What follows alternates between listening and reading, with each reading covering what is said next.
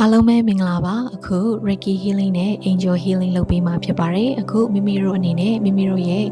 အိယာထပ်မှာဖြစ်စေအိယာပေါ်မှာဆိုလို့ရှိရင်တော့လဲလျောင်းရွေးဖြစ်စေဒါမှမဟုတ်မိမိတို့ရဲ့ထိုင်ကုန်ပေါ်မှာဆိုလို့ရှိရင်တော့တက်တောင့်တက်တာအနေထားနဲ့မိမိတို့ရဲ့ခါကိုမှတ်ပြီးတော့မှထိုင်ရွေးဖြစ်စေပေါ့နော်ဒီ healing ကိုလက်ခံယူလို့ရပါတယ်မိမိတို့အတွက်တက်တောင့်တက်တာဖြစ်ပြီးတော့မှလုံခြုံတဲ့နေရာတိတ်ဆိတ်အေးချမ်းတဲ့နေရာ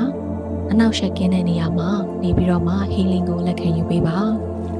healing ကိုလက်ခံနေတဲ့အချိန်ဒါမှမဟုတ် healing လုပ်ပြီးသွားတဲ့အချိန်မှာမိမိတို့အနေနဲ့ခန္ဓာကိုယ်မှာပူတာအေးတာဒါမှမဟုတ်ခန္ဓာကိုယ်မှာအချွဲတွေထွက်လာတာချွဲသလိပ်တွေထွက်လာတာဒါမှမဟုတ်လို့ရှိရင်မိမိကလေ့ကျင့်တတ်တာလေ့လဲတာဒါမှမဟုတ်ဝမ်းမဲတွေသွားတာအန်တာတဏှာရာကနေပြီးတော့မှစူအောင်နာကျင်တာဒါမျိုးတွေဖြစ်နိုင်ပါတယ်။ဘာမှမဖြစ်တာမျိုးလည်းဖြစ်နိုင်ပါတယ်။ဒါပေမဲ့ energy ကသူ့သဘောသူဆောင်ပြီးတော့ကောင်းစွာအလုပ်လုပ်တာဖြစ်တဲ့အတွက်ကြောင့် healing အပြည့်အဝဖြစ်ပေါ်နေတဲ့ဒါက process တစ်ခုဖြစ်ပါတယ်။ပြီးတော့ဒီလိုမျိုးအရာတွေအားလုံးကမိမိရဲ့ခန္ဓာကိုယ်မိမိစီကနေပြီးတော့မှ negative energy တွေကထွက်သွားတယ်ဆိုတဲ့အဓိပ္ပာယ်ဖြစ်ပါတယ်။ဒါကြောင့်ဒီလိုမျိုးဖြစ်လာလို့ရှိရင်စိတ်ကလေးကိုလျှော့ပြီးတော့မှမျက်လုံးလေးကိုဆက်လက်ပြီးတော့မှိတ်ထားရင်းနဲ့နောက်ကဒီလုံးလေးကိုဆက်ပြီးတော့မှစိတ်ကိုတက်တောင့်တက်တာလေးထားပြီးတော့မှနားထောင်ရင်းနဲ့ healing ကိုဆက်လက်ပြီးတော့ခံယူပေးပါခန္ဓာကိုယ်ကတင်းကျပ်တာတစုံတရာအဆင်မပြေတာရှိလို့ရှိရင်လည်းကိုယ့်ရဲ့ပါးစပ်ကနေပြီးတော့မှလေကိုအသားအရမှုတ်ထုတ်ပြီးတော့မှစိတ်ကလေးကိုလျှော့ပြီးတော့မှ healing ကိုပြီးဆုံးတဲ့အထိဆက်လက်ပြီးတော့ခံယူပေးဖို့အတွက်အကြံပြုပါရနော်ကဲဒါဆိုအခုပဲစလိုက်ရအောင်နော်